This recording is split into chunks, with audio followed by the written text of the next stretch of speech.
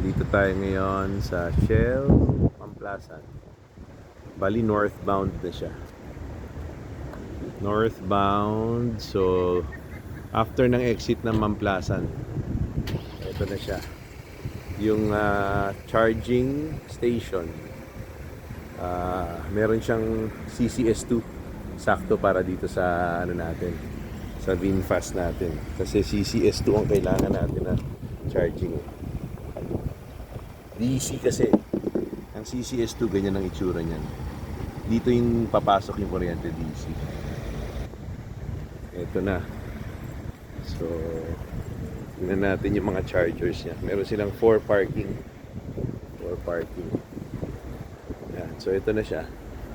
Ito yung ano yata, ito AC charging lang to eh.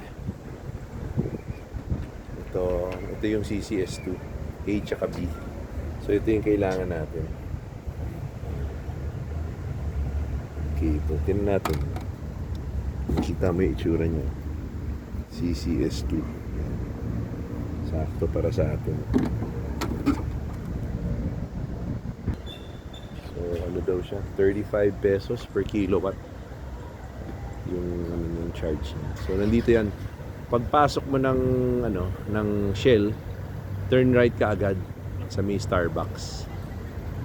Kasi nandun kasi pag dinire-diretso mo yun, nandun yung sa petrol gas station. Dito siya sa may mga outlet malapit. So at least pag nagtagaytay, pag pauwi, okay pa. Kung bitin yung charge, pwede mag-charge dito. Thank you.